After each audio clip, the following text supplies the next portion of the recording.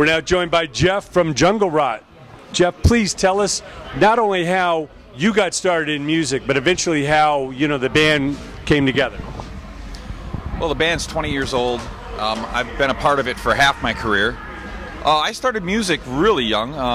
I think, you know, must have been a grade school teacher that noticed I could sing in tune or something, and I just kind of got involved with music really young. By third grade, I was taking piano lessons and playing a lot, and figured out that I had a little knack for music. And Enjoyed the experience. Oh yeah, I lived for it back then. I mean, I never. What were your favorite bands at that point?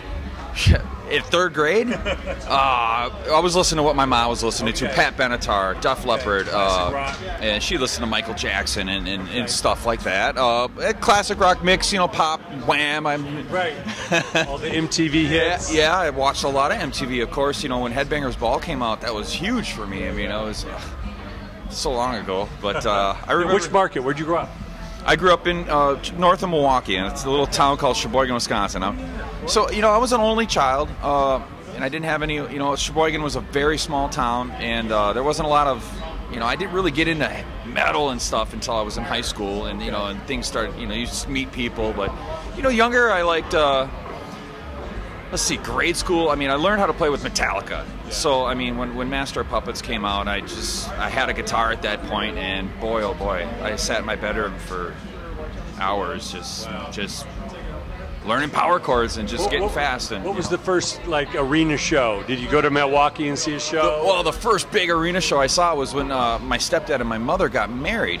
And I must have been 7 years old, and in Milwaukee they have a big music fest called Summerfest. Milwaukee, it's huge, it's unbelievable. And they took stepdad wanted to go see Alabama, so that was like the first, you know, light show, huge PA, like, you know, bass drum just rattling your chest, and I was hook, line, and sinker like right there. Airplane taking off. Exactly. And then you know, my first metal show was Sepultura. In probably 91 or 92, I saw him in Milwaukee, and yeah, that was First it. mosh pit you saw? Yeah, probably at that. There was some seating all the way up to the front, but they were tearing the chairs out. It was unbelievable. It's a bad idea to have chairs. I believe it was a Rise. I think it was a Rise tour for him. Okay. And oh, yeah, that was. I remember my shoelaces came untied from the double bass, and I was, oh man, that was it. I knew metal was. So you were hooked. Yep. So now, tell us about the evolution of Jungle Rot getting together and how you guys formed.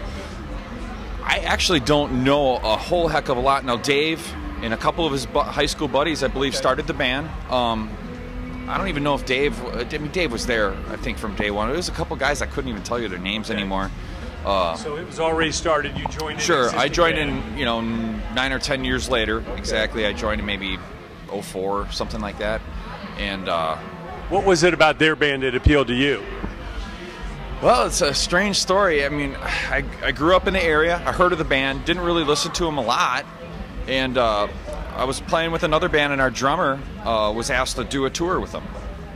And they sent him a set list, and after our band rehearsal, he would crank the CD on the PA system and jam along and try to learn the songs. And I learned them with him. I was just sitting there drinking beers, you know, and smoking weed, doing whatever I do, you know.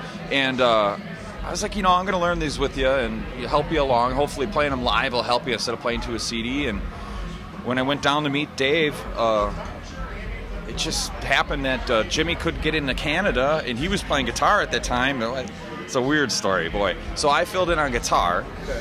It was a Hate Eternal tour, and it ended up falling apart in like 2 weeks. I can't remember, but it didn't last very long. But Dave must have liked me. I don't know what it was, and he asked me to stay in the band, and we started writing Warzone, and I don't know. I just can't. I can't walk away anymore. Yeah. But you started to see in those early shows the challenges and the commitment that was necessary, and the mindset. I was working a factory job at that time. You know, or I got let go. I had a nice job in a factory, but you know, that was 60 hours a week. I wasn't really in the music scene. I kind of gave up out of high school on the music scene in Sheboygan. There was nothing going on at all. And if I had known that Jungle Rot was looking for anybody, I might have earlier. But you know, I wasn't in that loop, I guess. I don't know. And I didn't hang out. Internet.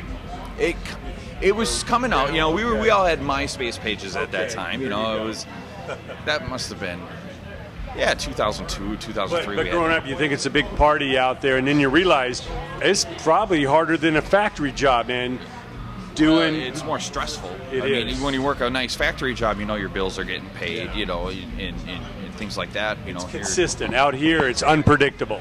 Very unpredictable. Yeah, but you know, things have been looking up for Jungle Rot, and it gets better for us, and it keeps getting better. So you're on Victory Records. Talk about what Victory does for you. Oh my God, they do everything. Victory is like the miracle label for us. I wish we could have signed to them right when I joined, you know, and did 6 albums with them instead of just the 3 that we have. I mean, these guys are nonstop. They don't leave you alone. They, which is a good thing, and they're there for you when you need them. I mean, I don't know what I can't say anything bad. I mean, right. They got the merch handle, they got the promo, they help you get out on tour. Exactly. They care about us and they want us to succeed. And every other label that I've experienced since I joined the band hasn't been that gracious. Yeah, exactly. I'm not even going to mention the label name. We won't even talk. We won't give them the dignity. No, exactly. We won't. Well, you're out here with Slayer, King Diamond, Hell Yeah, I know. Devil Wears Prada, Whitechapel. Talk about the feeling, you know, of rubbing shoulders with the greats. If you would have asked me even 6 months ago, if I would have thought I would go on tour with Slayer and King Diamond, I would have said, not a chance in hell.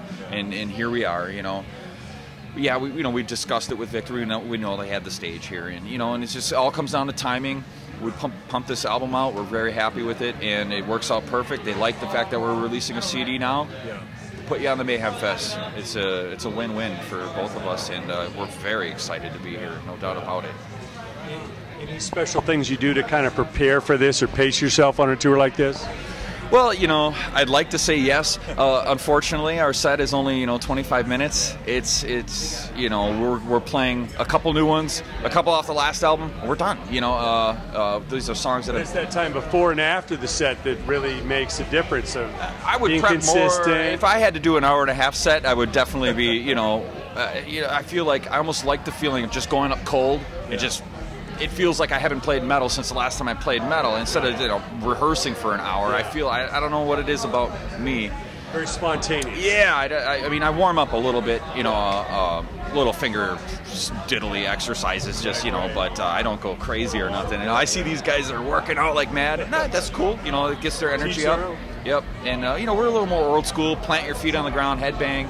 You know, they're jumping around. They don't have any hair to flip in the air, so. Sure. Amazing stuff.